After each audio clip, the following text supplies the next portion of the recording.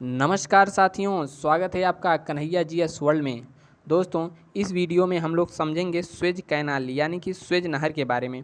हम लोग जानेंगे कि स्वेज नहर कहाँ पर स्थित है और किससे किसको जोड़ती है और इससे किस प्रकार से क्वेश्चन आते हैं। ठीक है, जो देखिए स्वेज नहर छोटा टॉपिक है लेकिन इससे क्वेश्चन पूछ देता है बहुत बड़ी मतलब कई एग्जामों में। यूपी पीसीएस के पेपर में 2018-19 या फिर 17-18 का दोनों वर्ष लगातार पेपर हुआ था, तो उसमें पूछा था दोनों पेपर में स्वेज नहर से एक एक क्वेश्चन दिया हुआ था। ठीक है, इस प्रकार से अन्य एग्जामों में भी इससे क्वेश्चन पूछता है। तो हम लोग जानेंगे कि स्वेज नहर कहाँ पर स्थित है। तो पहले इसकी लोकेशन को देखते हैं। आप लोग जब वर्ल्ड मैप में जाएंगे तो आपको यहाँ पर दिख जाएगा एशिया, और एशिया में यहाँ दिख जाएगा आपको भारत। और उसके बाद जब आप लोग आएंगे यहाँ पर अफ्रीका महाद्वीप यहाँ पर खोजेंगे, तो अफ्रीका को एशिया से अलग करता है यहाँ पर रेड सी, और यहाँ पर मिल जाएगा भूमध्य सागर। इन दोनों के बीच में ही खोद करके मजदूरों को लगाकर यहाँ से बीच की ज़मीन को काट दिया गया, और काटी हुई ज़मीन को बना दिया गया नहर की बात। यानी कि भूमध्य सागर से कोई भी अब लाल सागर में आ सकता था, तो इसी काटी हुई भूमि को कहा गया स्वेज नहर। ठीक है, तो आइए हम लोग शुरू से विस्तार से जानते हुए चलते हैं। देखिए यहाँ पर आप लोग को दिख जाएगा अफ्रीका, और यहाँ पर एशिया, और बीच में यहाँ पर दिख जाएगा स्वेज नहर। तो देखिए समझते हैं। देखिए, और बता दें, आपने अभी तक हमारे चैनल को सब्सक्राइब नहीं किया तो यहाँ पर जो कन्हैया जीएस वर्ल्ड लिखा है इसे क्लिक करके यहाँ पर मतलब रेड कलर की बटन को क्लिक करके बेल आइकन को भी क्लिक कर दें, और वीडियो को लाइक करके दूसरों तक शेयर कर दें ताकि सभी लोग इसके बारे में जान सकें। आइए चलते हैं अपने टॉपिक के बारे में। देखिए यहाँ पर आप लोग को दिख जाएगा रेड सी यानी कि लाल सागर, और इधर दिख जाएगा भूमध्य सागर। ठीक है, इन दोनों के बीच के क्षेत्र में यहाँ पर ज़मीन था। देखिए,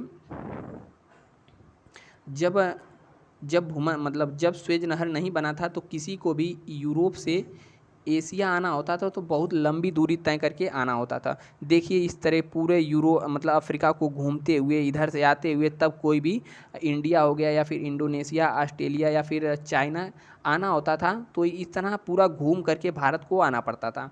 तो उस समय काफ़ी दिक्कत होती थी। तो उस समय के वैज्ञानिकों ने, उस समय के लोगों ने सोचा कि क्यों न इसको काट करके एक रास्ता बना दिया जाए, जिससे यहाँ से होकर के इस तरीके से कि हम लोग जा सकते हैं, जिससे टाइमिंग की बहुत ज़्यादा बचत होगी। ठीक है, तो उस समय एक वैज्ञानिक थे फ्रांसीसी जिनका नाम था फर्डिनेंड डी लेसेप्स। उनके तत्वाधान में इसको काट करके अलग कर दिया गया और एक नहर का निर्माण किया गया। आइए देखते हैं यहाँ पर। देखिए स्वेज नहर जो है मिस्र में एक कृत्रिम समुद्री स्तरीय जल मार्ग है। यानी कि कृत्रिम मतलब क्या होता है, बनावटी, यानी कि मैनुअली इसे खोद खन करके बनाया गया है, जो कि भूमध्य सागर को लाल सागर से जोड़ता है। तो कई बार इतना सिंपल क्वेश्चन पूछ देता है कि जो स्वेज नहर है किससे किसको जोड़ता है। तो यहाँ पर देखिए भूमध्य सागर से इधर लाल सागर को जोड़ता है। ठीक है, तो इतना तो पता हो गया स्वेज नहर किसको जोड़ता है, भूमध्य सागर से लाल सागर को जोड़ता है। अब देखिए आते हैं इसके निर्माण कार्य पर। देखिए इसका निर्माण 1854 ईस्वी में एक फ्रांसीसी इंजीनियर जो थे फर्डिनेंड द लेसेप्स को सौंपा गया था 1854 ईस्वी में। और इस नहर की लंबाई की बात करें तो 168 किलोमीटर इसकी लंबाई, और देखिए लंबाई यानी कि ये वाला हिस्सा, और गहराई, गहराई मतलब नीचे वाला हिस्सा, तो 16.5 मीटर अधिकतम गहराई। और इसकी चौड़ाई की बात करें तो अधिकतम चौड़ाई 365 मीटर और न्यूनतम चौड़ाई 60 मीटर है। अब देखिए इसकी लंबाई पे आप मत जाइएगा। लंबाई देखिए कई जगह हमने सर्च किया तो कई जगह अलग अलग लिखा मिल रहा था। विकीपीडिया पर दिखा रहा था 193 और 193 किलोमीटर, तो कई बुक्स में लिखा है कि 168 किलोमीटर। तो ज़्यादातर जगह हमें 168 दिखा है, इसलिए हम 168 लिख रहे हैं। ये आपसे नहीं पूछेगा कि यह कितना लंबा है। ठीक है, तो बस इतना जानिए कि इसकी लंबाई कितनी है, 168 किलोमीटर लगभग, और इसकी गहराई 16.15 मीटर, और इसकी चौड़ाई अधिकतम यानी कि जहाँ पर इस तरह है, जहाँ पर ज़्यादा चौड़ा है 365, और जहाँ पर कम चौड़ा है वहाँ पर 60 मीटर चौड़ा है। ठीक है, अब देखिए यहाँ पर आपने देख लिया स्वेज नहर, यहाँ लाल सागर है, यहाँ पर भूमध्य सागर, इससे इसको अलग कर देती है, यहीं पर बनाया गया है स्वेज नहर। अब देखिए स्वेज नहर से किस प्रकार से क्वेश्चन पूछता है। तो एक तो पूछेगा स्वेज नहर किसको किसको अलग करती है, या पूछ देगा स्वेज नहर किसको किसको जोड़ती है, या फिर पूछ देगा कि स्वेज नहर के शुरुआती बिंदु पर कौन सा झील है, लास्ट पॉइंट पे कौन झील है। ठीक है, ऐसे पूछता है। तो देखिए यहाँ पर, देखिए आपको यहाँ से स्वेज नहर जाती हुई ऐसे ऐसे यह दिख जाएगी स्वेज नहर। ठीक है, यहाँ पर जो नीचे वाला भाग है यही है लाल सागर।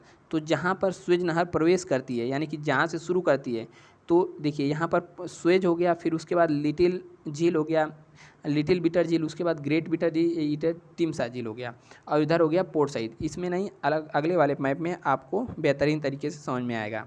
ठीक है, देखिए ये वाला मैप काफ़ी इंपॉर्टेंट होने वाला है, यहीं से क्वेश्चन पूछता है। देखिए यहाँ पे लिखा है स्वेज नहर के उत्तरी प्रवेश द्वार पर भूमध्य सागर की ओर पोर्ट सईद है, यानी कि उत्तरी प्रवेश द्वार पर।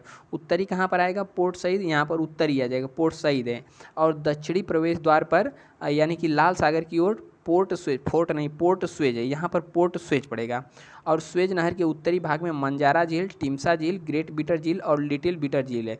देखिए यह जो वाक्य लिखा है इसी से क्वेश्चन पूछता है, यह दे देता है क्रम से सजाइए, कि उत्तर से दक्षिण की ओर झीलों को क्रम से सजाइए। तो इसको हमने यहाँ पर सजाया हुआ है, अभी आपको दिखाएंगे। ठीक है, अब देखिए स्वेज नहर के पश्चिमी किनारे पर इस्माइलिया नगर है। यह भी पूछेगा कि स्वेज नहर के पश्चिमी किनारे पर कौन सा नगर है, तो इस्माइलिया नगर है। और 1556 ईस्वी में मिस्र ने इस नहर का राष्ट्रीयकरण कर दिया।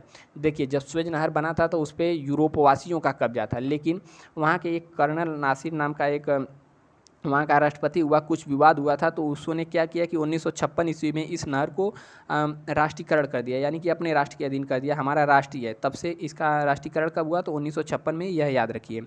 और स्वेज नहर मार्ग से पारस की खाड़ी के देशों को खनिज तेल तथा भारत को अन्य एशियाई देशों से अभ्रक, लोहा, चाय, इस्पात, जूट, कपास इत्यादि निर्यात किया जाता है। ठीक है, तो यह भी कभी कभी पूछ लेता है कि क्या क्या निर्यात किया जाता है भारत के देश को। तो देखिए भारत में कपास अधिकतम मात्रा में होता है, भारत बांग्लादेश, तो यहाँ से कपास को, जूट को निर्यात किया जाता है, चाय को निर्यात किया जाता है। और देखिए कह रहा है कि इस नहर के कारण यूरोप से एशिया, पूर्व अफ्रीका का रेल मार्ग खुल गया है। देखिए पहले तो यहाँ से सबको घूम घूम कर जाना पड़ता था, तो बहुत दूरी, अब प्लस बहुत पैसा, अब बहुत समय लगता था।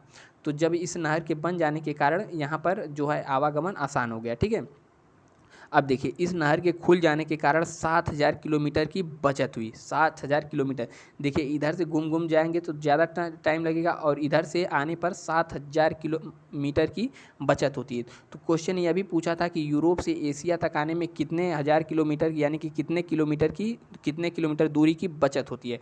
तो 7000 किलोमीटर दूरी की बचत होती है, इसे याद रखिएगा। अब देखिए कह रहा है कि यह इसके द्वारा भारत, अफ्रीका, पाकिस्तान, न्यूजीलैंड और आदि देशों को निर्यात शुरू हो गया। यहाँ पर है भारत, इधर पड़ जाएगा भारत के बगल में पड़ोसी पाकिस्तान, इधर बांग्लादेश, और इधर इंडोनेशिया, ऑस्ट्रेलिया और चाइना जैसे देशों में अब इधर से आने के बजाय डायरेक्ट यहीं से यहीं तक जा सकते हैं इस नहर के खुल जाने से। अब देखिए स्वेज नहर जलमार्ग में जलयान 12 से 14 किलोमीटर प्रति घंटा की रफ्तार से चलते हैं। अब आप कहेंगे कि नहर जब बन गया तो इतना धीरे क्यों चलते हैं? देखिए जब नहर बना है तो ऐसे नहर बनने के बाद इधर इधर हिस्से को पक्का कर दिया गया है। पक्का यानी कि जैसे हमारे गांव में पक्की नाली होती है ना, तो उसी तरह इस नहर को पक्का नहर कर दिया गया, और कुछ कुछ जगह कच्चाई भी है। यहाँ से जब जहाज़ें गुजरती हैं, यहाँ पर देख सकते हैं कितनी भारी भरकम जहाज़ें गुजरती हैं, तो इतना अधिक ज़्यादा मतलब क्यों इतनी धीमी गति से चलती हैं, ताकि इसके किनारे टूटने का भय रहता है। तो इसीलिए इसमें, इस नहर में जैसे ही कोई जहाज़ प्रवेश करती है तो इसे 12 से 14 किलोमीटर प्रति घंटा की रफ्तार से चलाया जाता है। और ब्रिटेन और फ्रांस द्वारा मिस्र पर किया गया आक्रमण स्वेज संकट कहलाता है। ब्रिटेन और फ्रांस ने मिस्र पर आक्रमण कर दिए थे एक समय, और इसी कारण क्यों कर दिए थे, क्योंकि इन्होंने अपना जो राष्ट्रीयकरण कर लिया था इस नहर का, इसी को स्वेज संकट कहते हैं। यह आक्रमण स्वेज नहर पर पश्चिमी देशों को नियंत्रण स्थापित करने तथा मिस्र के राष्ट्रपति नासिर को सत्ता हटाने के उद्देश्य से किया गया था। ठीक है, अब देखिए इसे बहुत ही ध्यान से समझिएगा। देखिए आपके सामने यह दिख रहा है, तो मान लीजिए यह है पोर्ट मतलब स्वेज नहर, यानी कि स्वेज कैनाल है। तो स्वेज कैनाल के यहाँ दक्षिणी सिरे पर आपको क्या दिख जाएगा, यहाँ पर देखिए दक्षिणी सिरे पर दिख जाएगा पोर्ट स्वेज। तो क्वेश्चन पूछता है कि दक्षिणी सिरे पे कौन सा बंदरगाह है, यानी कौन सा पोर्ट है, तो पोर्ट स्वेज दक्षिणी सिरे पर है। और यहाँ पर उत्तरी सिरे में पूछ लेगा कि कौन सा है, तो पोर्ट सईद है। क्या है, पोर्ट सईद है, सईद बंदरगाह है। अब उसके बाद देखिए यहाँ पर क्वेश्चन पूछता है कि झील का क्रम पूछ देता है। ठीक है, तो लिटिल बिटर झील कहाँ पर है, उत्तर से दक्षिण की ओर क्रम बढ़ते हुए चलेंगे तो पहले पड़ेगा लिटिल बिटर झील, फिर उसके बाद पड़ेगा ग्रेट बिटर झील, उसके बाद पड़ेगा टिमसा झील और मंजारा झील। ठीक है, क्या क्या पड़ेगा, देखिए यहाँ पर आइए, हम लोग बना दिए नहर, तो यहाँ पर हो गया पोर्ट स्वेज, यहाँ पर हो गया पोर्ट स्वेज सईद। ठीक है, अब उसके बाद देखिए यहाँ पर क्या होगा, लिटिल बिटर, यहाँ हो गया ग्रेट बिटर, और यहाँ पर क्या हो गया टिमसा झील, और यहाँ पर हो गया मंजारा झील। ठीक है, देखिए ऐसा ही है ना, लिटिल बिटर, ग्रेट बिटर, टिमसा झील और मंजारा झील, इसे याद रखिए, यह कई बार क्वेश्चन यहाँ से ही बन जाते हैं। ठीक है, तो उम्मीद करते हो कि आपकी जानकारी अच्छी लगी होगी। जानकारी अच्छी लगी हो तो क्या करिए, चैनल को कर लीजिए सब्सक्राइब और दूसरों तक शेयर कर दीजिए, और सब्सक्राइब करने के बाद बेल आइकन की घंटा को जरूर दबा दीजिए ताकि नोटिफिकेशन आप तक पहुंचता रहे। ठीक है, मिलते हैं नेक्स्ट वीडियो में, तब तक के लिए जय हिंद, स्वस्थ रहिए, मस्त रहिए और मुस्कुराते रहिए।